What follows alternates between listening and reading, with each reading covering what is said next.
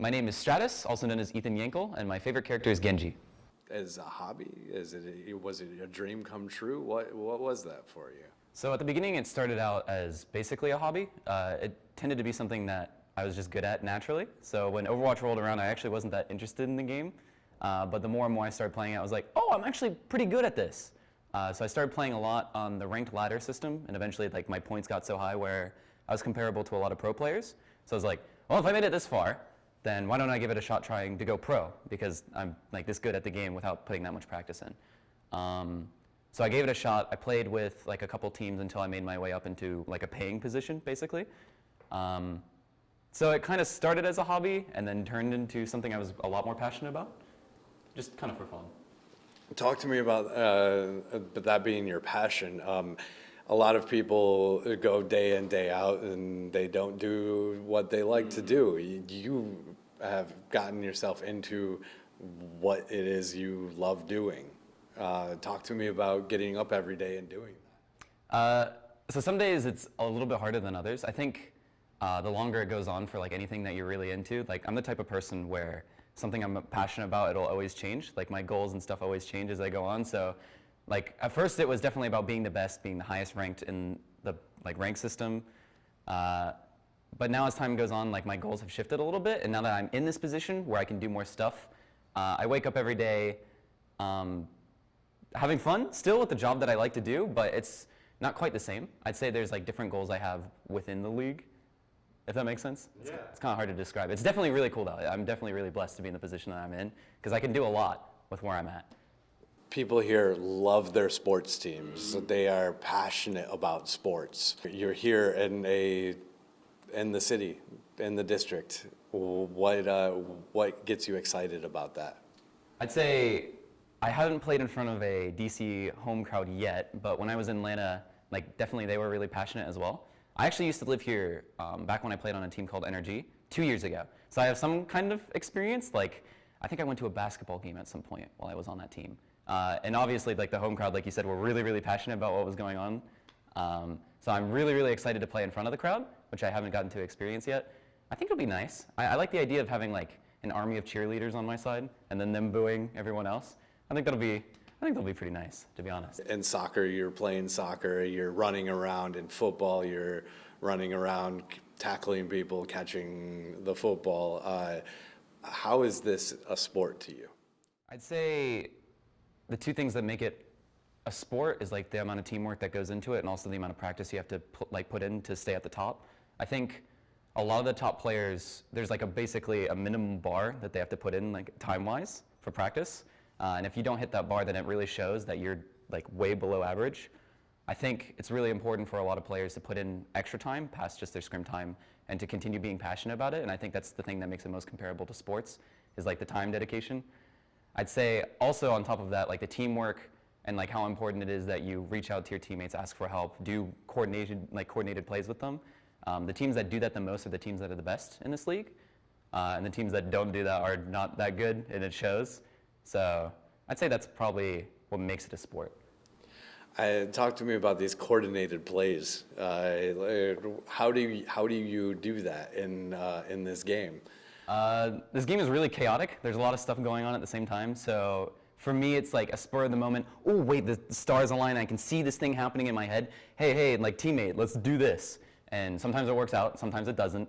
Either way, the important part is that you try. You try to do these coordinated plays, try to do these setups that will push you towards winning. Some of the time it doesn't, some of the time it does. The important part, like I said, is just that you try. Like it's I don't know. There's a lot of teams that try to do their own stuff, like individual stuff, and it just doesn't work out.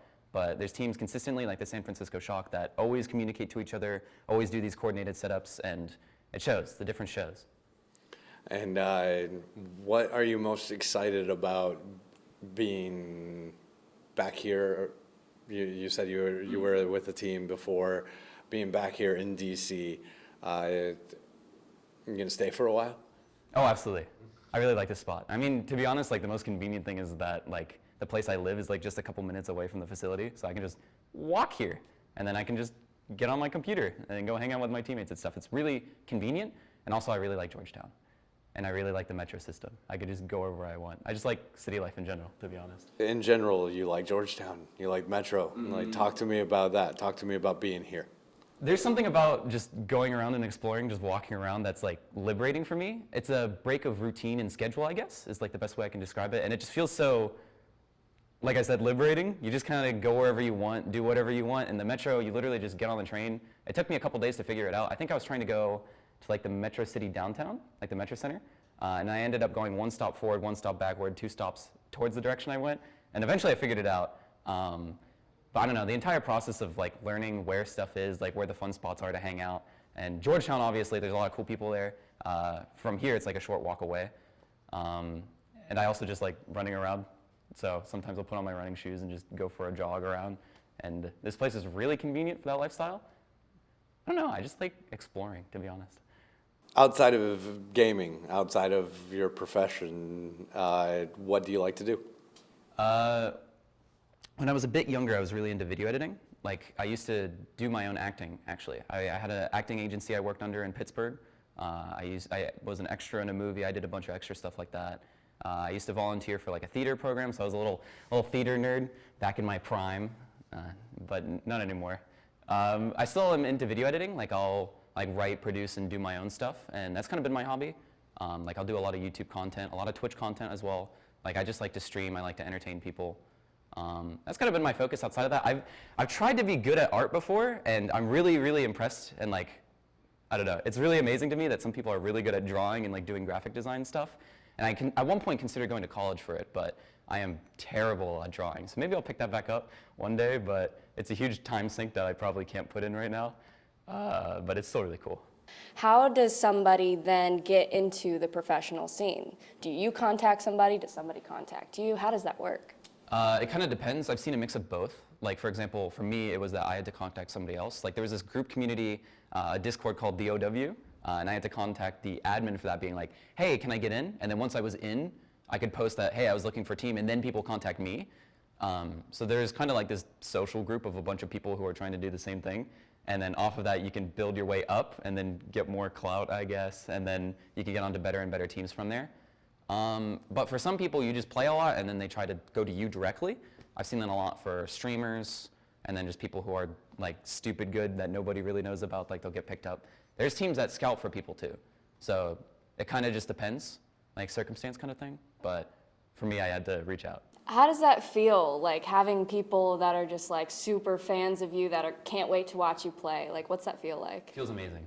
There's no other way to describe it. It's like, it's hard to put into words until you actually meet them in person, because you don't realize like how they actually regard you as a human being. Like you think about it, right? And it's on the internet, and it doesn't, like, that connection doesn't really feel as real. I mean, it's still really cool, but once you meet them in person, it's definitely something else. Like, I'm not used to people being like, oh, Stratus, like, can you sign this thing for me? And like, people are nervous talking to you, but they really just want, like, I don't know. It's just really cool. Like, any kind of acknowledgement's a huge deal for them.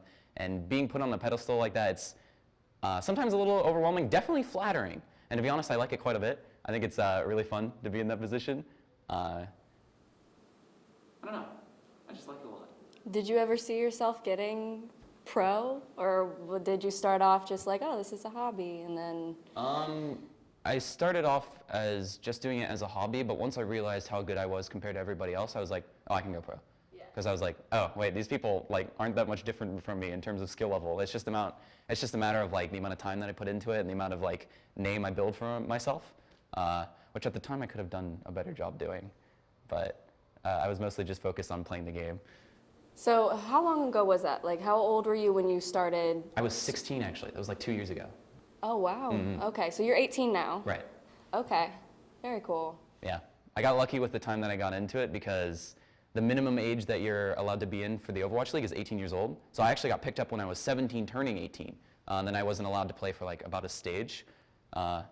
During that time, it was a little frustrating. I was just waiting for my turn when I turned 18, but I don't know. There's a lot of people who aren't as fortunate as I am to like get in at the time that I did.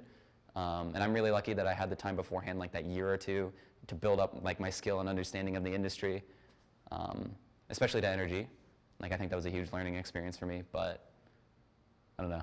It's like actually kind of crazy. It's been a whirlwind of 2 years.